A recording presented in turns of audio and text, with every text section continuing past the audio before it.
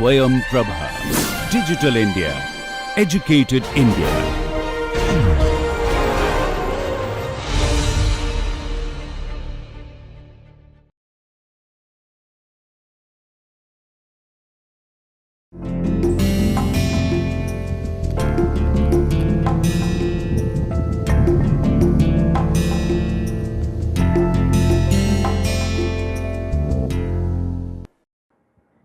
The next lecture of discussion is going to be managing competitiveness. So, if I wanted to define competitiveness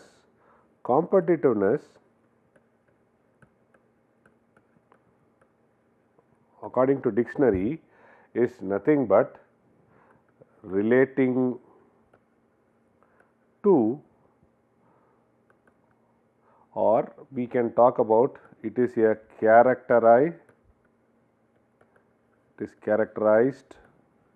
by or based or on competition. Today the world is moving in a competitive world. So, everything whatever you produce has to be better, has to be the best. So, in that way managing competitiveness is a big challenge, and people should have clarity in this topic of competitiveness. Content. So, there are three contents which we will cover in this discussion: benchmarking, outsourcing, mass customization. Today we very well know all the products are moving towards mass customization.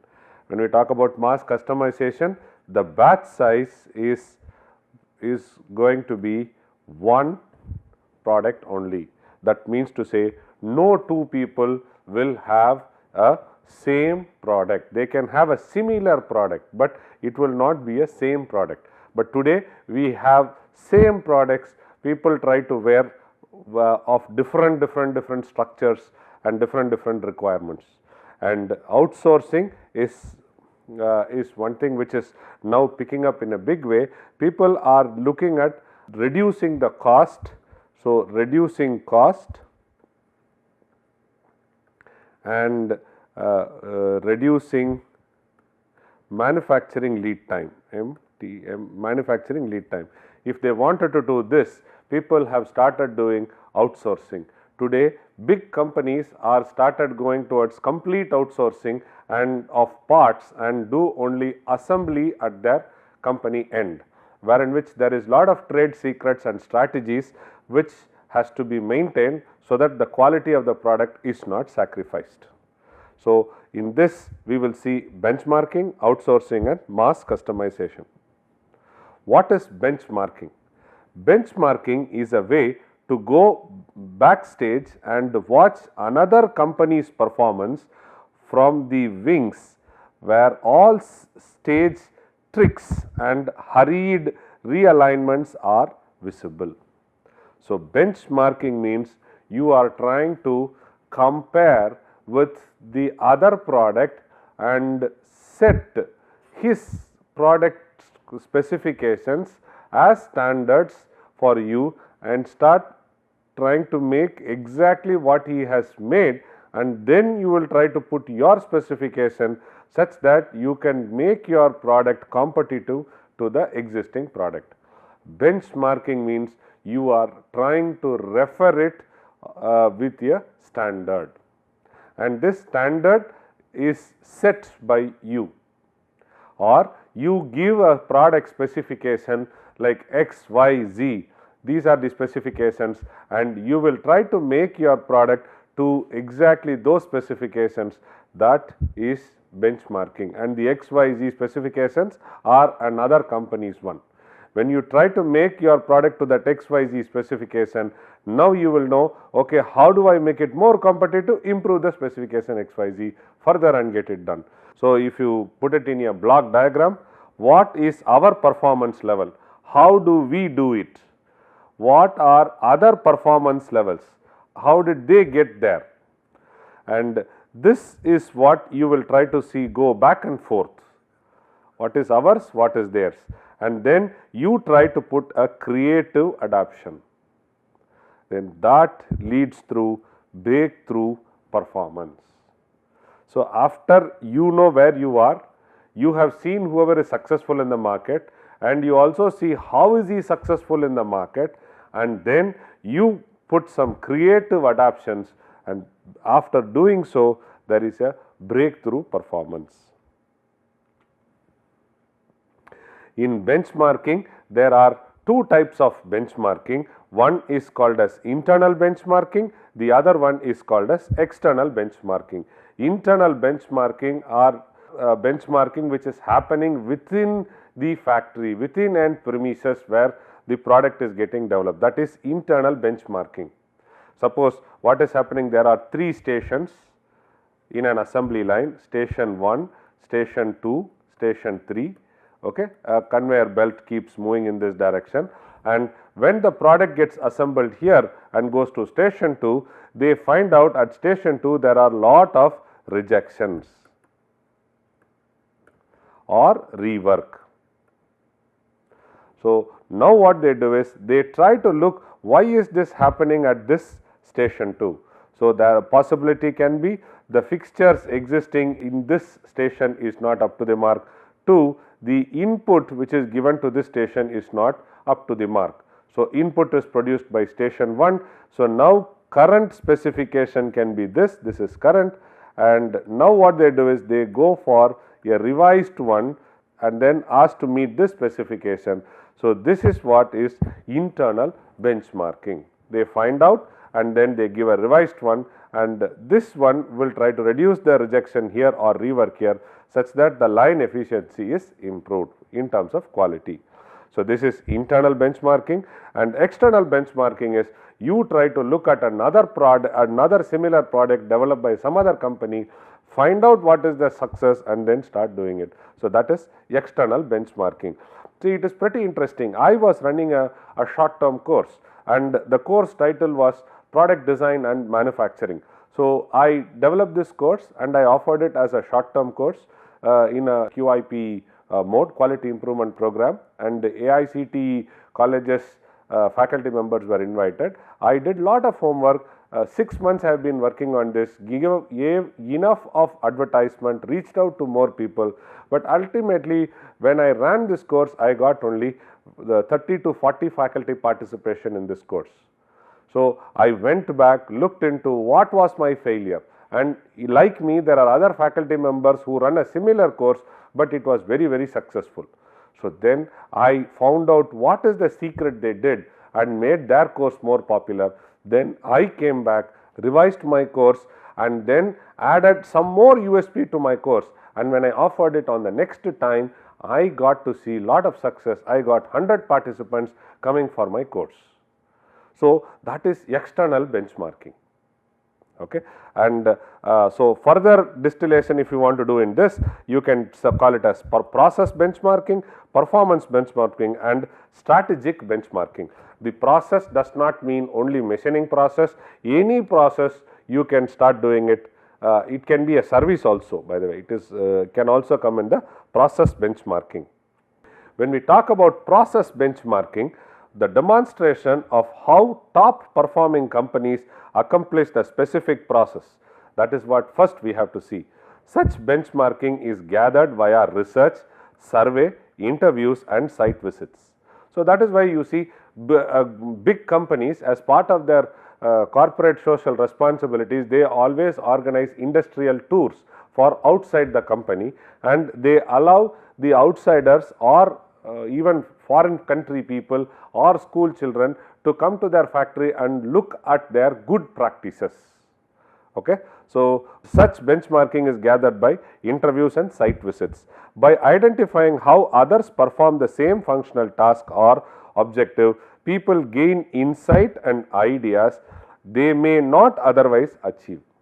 Such information affirms and supports decision making by executives. So, process benchmarking is I study for a examination, I prepare notes for the examination, but ultimately I was not so successful in getting marks.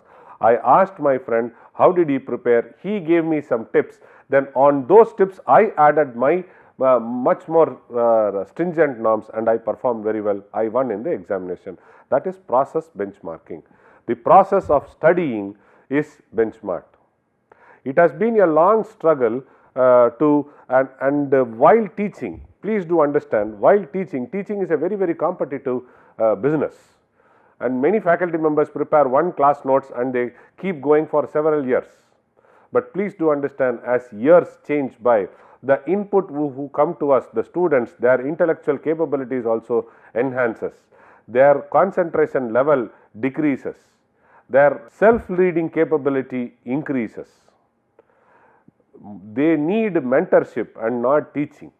So, these are our input change happening. So, for that input change, what we are supposed to do is, foreign universities and foreign teachers or very successful teachers adapt their course. The process of teaching is adapted to the audience. So, they are successful. So, it is better to visit or sit through the lectures of other faculty members who are very good teachers, understand what they do, and then you go back and revise, and that process is called as process benchmarking. What is performance benchmarking? Performance metrics. Performance metrics gives numerical standards against which a client own process can be compared. So, in performance, what we do is, okay, it is like you have a subject like English. So, then you are reading, writing, and then maybe your literature skills, your language skills, all these things are there. So, all these things are rated as against 100, and now what have you done? All these things are given a numerical standard. These metrics are usually determined via a detailed and careful analyzed survey or interviews. You put the marks there. The clients can then identify performance gaps, prioritize action items, and then conduct follow-on studies to determine methods of improvement. Once you start putting marks, okay, once you start putting marks or you start putting values there between 0 to 100, so then you know at which place you are lagging, and those lagging points can be quickly identified, and then we can set standards to look into those and then improvise it. So, this is also a part of benchmarking. What is strategic benchmarking? Identification of the fundamental lessons and winning strategies that have enabled high performing companies to be successful in their marketplace. So, for example, if you see, why is Tata Steel got into Tata Motors? From Tata Motors they are now into Tata Salt. So, you see the bandwidth, you see the spectrum in which they are operating. So, when a new product comes into market, there is a strategic planning going on. So, the strategic benchmarking is also one. Identification of the fundamental lessons and winning strategies that they have enabled high performing companies to be successful in their marketplace. Strategic benchmarking examines how companies compete and is ideal for corporates with a long term perspective.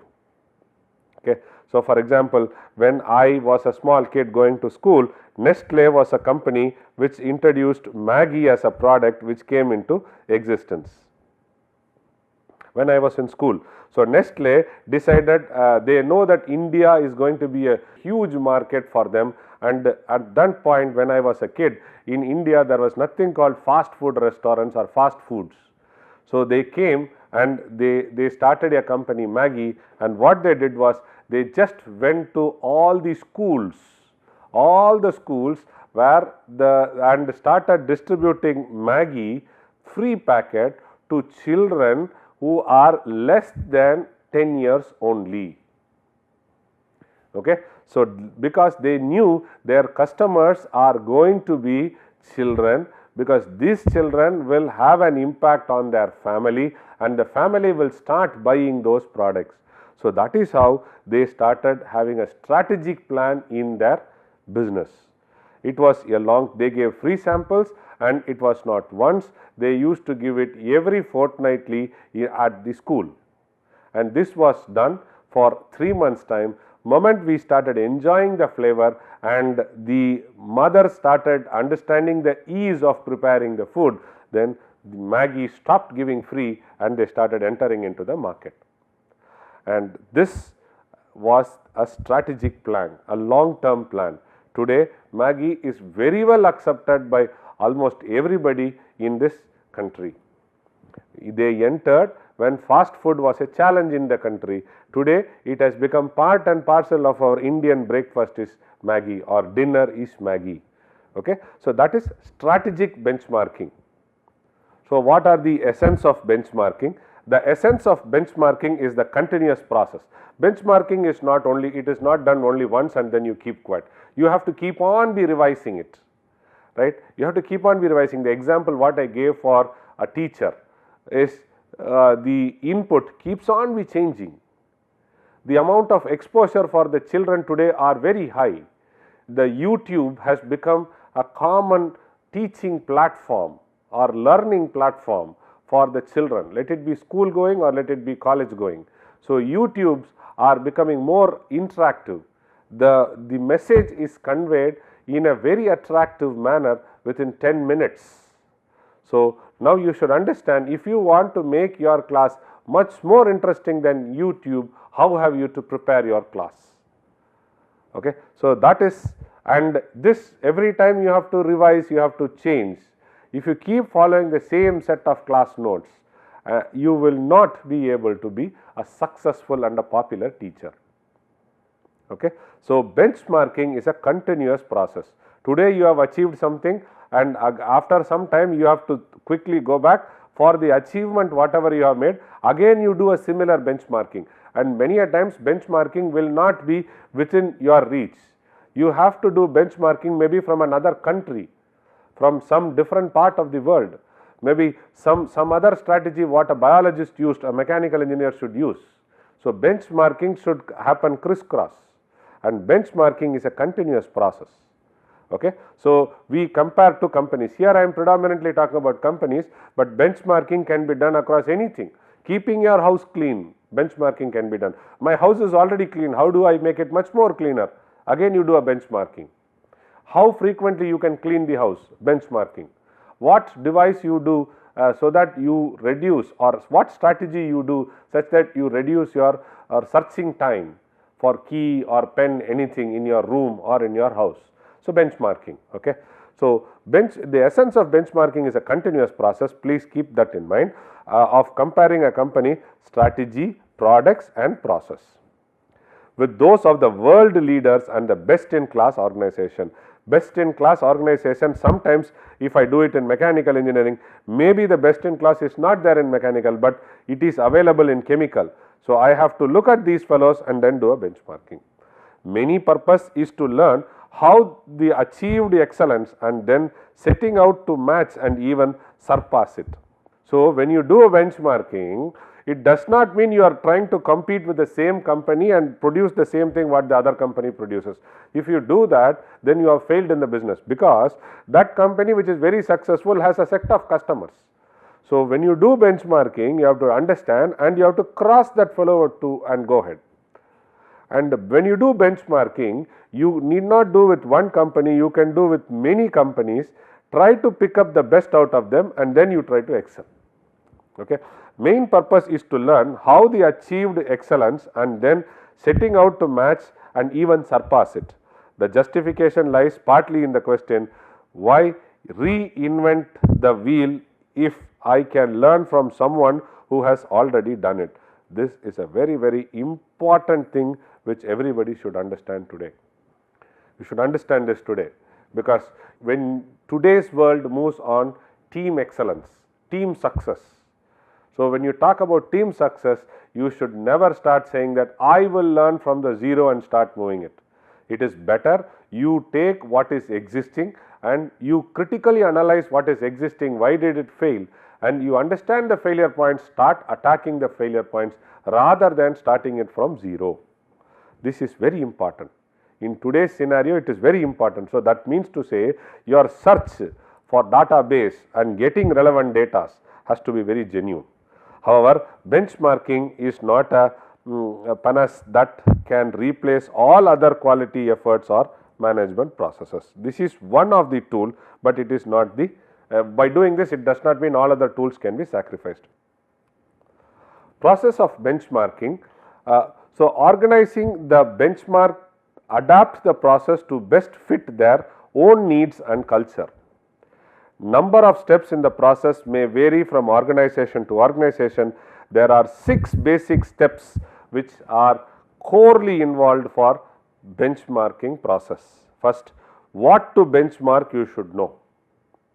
In the entire house, if you realize in your home, if you realize only placement of clothes is not in line. So, you do not have to do a benchmarking for the entire house. You try to figure out in the entire house the dirtiness is always there, or my house is not a comfortable place to stay because the clothes are haphazardly placed everywhere. So, then look at placement of clothes and then look at their benchmarking rather than house. That is what to benchmark. Understand the current performance. So, you should see, you should record where all do you place your clothes in the house, right. Then you have to establish a plan for it. After doing it, then what you do is you visit some 4 or 5 neighbors who are very successful in implementing placement of clothes in their house. Go visit their house and request them, and then tell them that as soon as somebody enters in their house, a kid enters in their house, what all the list of sequence they follow, and see what is that you follow in your house, and try to match and find out where the mistakes are. So, you should go and study others' house, then learn from the data. So, now you have collected from what is there in your friend's house, you know your house. So, now what you do is you put it black and white in a piece of paper as a comparison table. Put the sequence of events and say where did your child place, where did their child place. So, this is learn from the data, and finally what you do is you try to find out the findings. So, this is how a benchmarking process happens. These are the 6 steps to be followed when you do benchmarking. The levels of benchmarking, there are 3 levels which we already saw. One, internal benchmarking, and then I said competitive or strategic benchmarking with other industries and competitors. Then outside the industry is the 3rd level of benchmarking, internal, then with the other industries, competitive industries, external, and this is with other industries. So, what are the benefits of benchmarking? There are 3 sets of benefits. One is cultural change. Complete cultural change should happen. At some point of time, the Indian products, they were all talked for their performance and quality at one point of time. Then subsequently the name got changed and we were not giving more importance for quality. Today we are giving Indian industries are giving importance to quality as well as cost. We try to compete other products across the globe. Today we have our own USP of Indian products abroad. Okay. So, for having this change made, there has to be a cultural change made within the industry. So, cultural change will be the first big benefit you will get in because of benchmarking. Benchmarking allows organization to set realistic, rigorously new performance strategies, and the process helps conceive people of the credibility of the targets. Okay. So, this cultural change will happen. Maybe in the past we did not have proper recording, but now we will have recording of every part which is getting manufactured inside the factory. Then performance improvement. Benchmarking allows the organization to define specific gap in performance and to select the process to improve. So, performance improvement can happen by finding out the specific gaps. These gaps provide objective and action plan for improvement at all levels of organization and promote improved performance for individual and group participants. The third one is going to be human resource. Benchmarking provides basis for training. So, moment you realize in many of the things in companies, when you do mass production, customized production, you will always see that apart from other non-living resources, human resources is something which is very important. They have to be trained, they have to be multi-skilled. they have to do multiple jobs as and when the time comes. So, basics of training has to be given. Employee begins to see gap between what they are doing and what best in class are doing.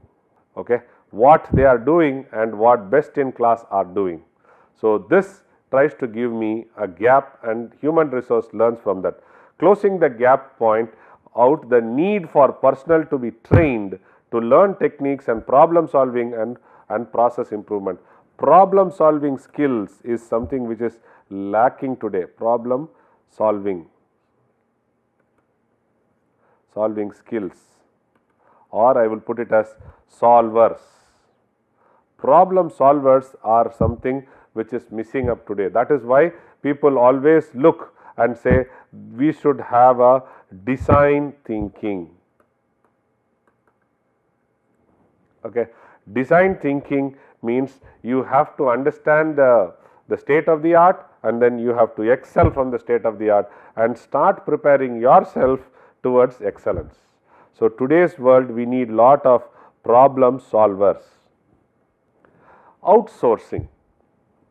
In business, outsourcing is an agreement in which one company contracts out a part of their existing internal activities to another company. Maybe the company realize that it is trivial, or they realize that it is not going to improve their efficiency by giving it outside.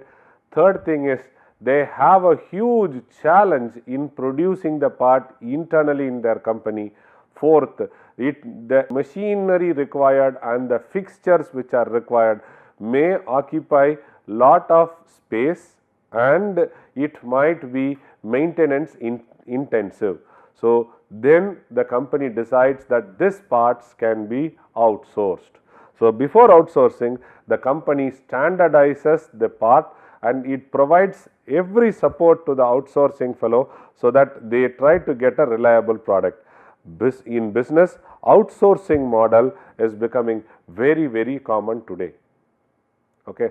Lot of academic institutes do not have their own transport cell, they have outsourced. Many of the office related job are getting outsourced. In big institutes, earlier people they were appointed for moving post from one place to the other. Now that is getting outsourced, right. Maintenance of canteen is getting outsourced. So, now you see outsourcing is becoming a very successful model in business scenario. It involves the contracting out of a business process, example payroll processing, claim processing and operational and or non-core functions like manufacturing, facility management, call center support to another party. These are some of the outsourcing which are done very exhaustively today. Different outsourcing categories. Nowadays, most freelancers or outsourcing providers will fall into one of the following categories which is listed below in regard to their services that they provide to their client. Some will even fall several of this: inbound customer service, outbound telemarketing, web design and development, SEO and online, sales executive and online marketing, back office administrative support, virtual assistant services. Virtual assistant services are pretty interesting. Today I have a machine here, okay. I have outsourced to an expert, and the company is here. The machine is attached to the expert in turn is attached to the company. Moment the machine is attached to the internet today, moment the machine finds out any problem, immediately the alarm statement is shared with the expert immediately communicates back to the machine saying that these are the problems, please rectify it, then you can start working. And if it is a major failure, immediately expert reports it to the company, so that the company records all the data and they make sure in the future machines they revise the design and then give and then improve the quality of the product. Then accounting and HR management. Today recruitment is completely outsourced for big companies. Then marketing and sales support. So today companies realize that I will produce, so manufacture, and then they have sales, and then they have customers. So today companies have come to a level, they say that they will only manufacture, they will not look into the sale. So manufacturing is done, so sales support is something which is very common. So these are some of the different categories of outsourcing which is very commonly used today. Simply put, outsourcing will give away some of your business tasks that can be easily be managed by an independent entity, making life easier for the business owner. Most of the time, as well as being able to pass on these tasks to someone more experienced than yourself, you will also save money against hiring someone locally to do the job. So workflow, your outsourcing option in-house, you can have people in-house itself. That means to say, I am a big industry, so I allow outsourcing in my factory itself, so that I make sure things don't go outside my factory and I get to see all those things in-house. Then infrastructure outsourcing, reduce need for internal technology infrastructure, this is the second one. Then fully outsourcing, reduce efforts and resources, it is fully outsourcing. Then we do operational outsourcing, that means to say I will give you the machine, I will give you the skill, but you put operators there to run the machine. Expand office without hiring additional staffs is operational outsourcing. So all these outsourcings, these are the workflow generally which happens in-house, then full outsourcing, infrastructure outsourcing, and operational outsourcing. Okay. Outsourcing myth, outsourcing technology is expensive. These are all the myths, please keep it in mind. Going to third party will mean lowering quality. If my data is offset, is of offsite, I would lose control over it. So all these things are myths. You can have a quality check, thorough quality check before the part is getting into your factory. Second thing is, today you can ask the company who is your contractor to be certified for a third party certification of the quality whatever he delivers. For example, today companies are insisted to get ISO 9000, QS 14,000 or BS 14,000. So there are several certificates which are given. If a company follows the procedure, they get the certificate. If they get the certificate, their quality of the product is remarkable. So these are some of the myths. The last part of the discussion what we will have is mass customization. Mass customization is going to be the future. So this is where big capital intensive industries are going to get shrunk down into medium scale industries, and this medium scale industries will further go down to small scale industries. Why? Because today people are looking for mass customization. If you have a capital intensive goods intensive industry, mass customization is difficult. Mass production is possible, cost effective products are possible, but mass customization is a challenge. Though we say that modular concepts can be followed there, but implementing modular concepts at the higher end machines are going to be difficult. So the mass customization is going to be the USP for any product which is developed in the near future. Mass customization is a process of delivering wide market goods and services that are modified to satisfy a specific customer need.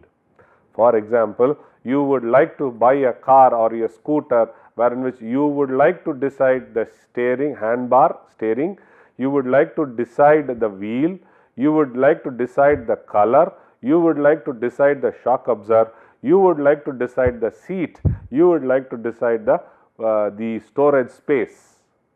You decide everything, and then your decision. So when you do that decision, you will be allowed to pick from a menu whatever is there, and then what you do is you will send that information to the company. The company starts looking into all your requirements, then they do a design analysis, complete design of a bike or a scooter, they show it to you, get your clearance, and then start producing it.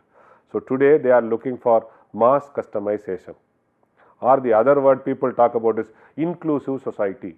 Inclusive society means we would like to develop products wherein which physically disabled people are also included in your product to use. For example, till the recent past, we have many buildings constructed without the thought of physically disabled people who has locomotive disability. But today government has made it as a mandate that every product, every building should have a provision for visual and locomotive disabled people. So that is mass customization. Okay. Mass customization is a marketing and a manufacturing technique that combines the flexibility and personalization of custom made products with a low unit cost associated with the mass production. Mass customization products may also be referred as made to order or built to order. The approaches for mass customization, if you look at it, no change, change, these are products, and here these are representation, no change, change. So here this you can divide it into 4 blocks. So this is collaborative customization, this is cosmetic customization, no change, but representation change. This is cosmetic, that means to say superficial, change the cover, change the color. Okay. So cosmetic customization. Then this is adaptive customization, this is transparent customization. So these are the 4 different types of customization, which are the 4 basic approaches to mass customization. Depending on the customization of the product itself, it is represented. What is collaborative customization?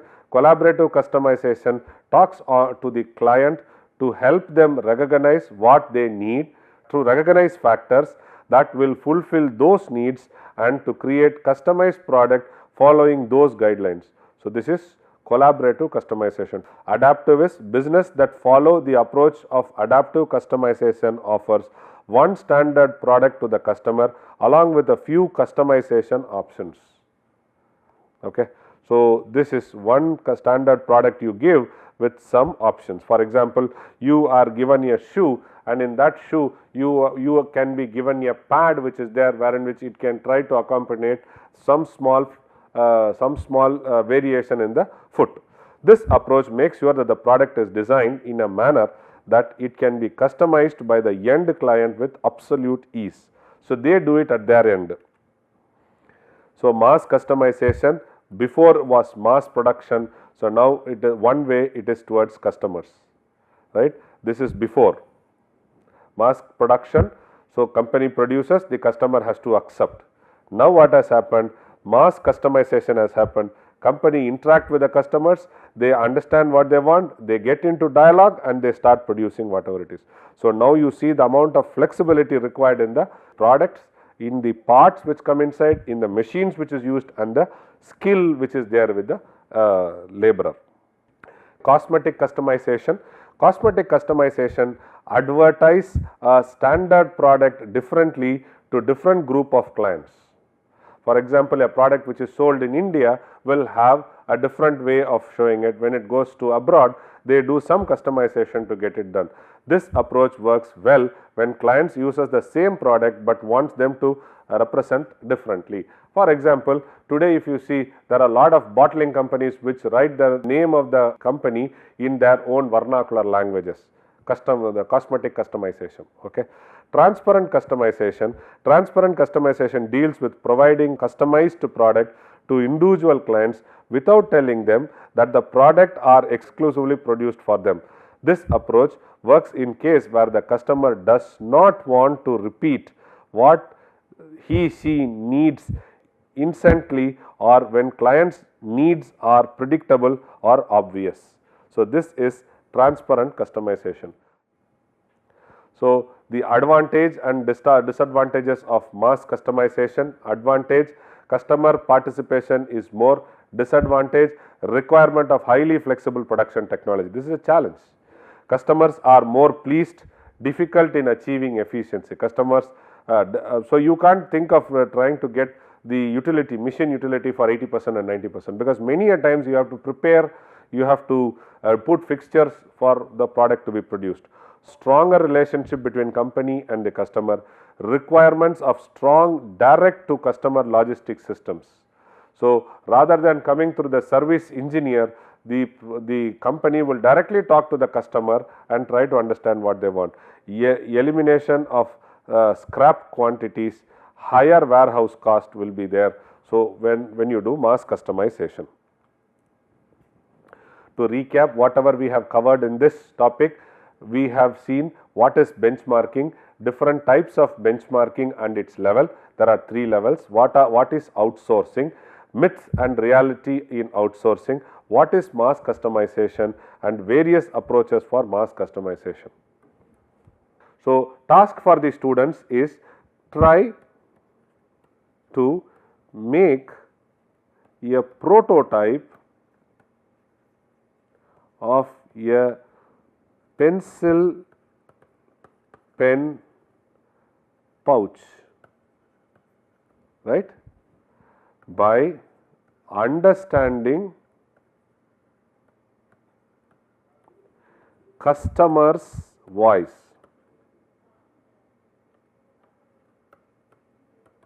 Okay. And when you do that, you first have to understand. Second thing what you will do is, you will pick one pouch which is already available and do modifications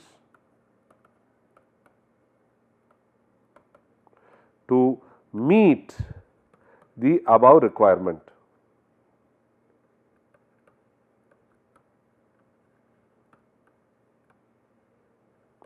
Okay. And the next thing is, you will pick one best product in the domain of pencil / pen pouch and do benchmarking. Okay.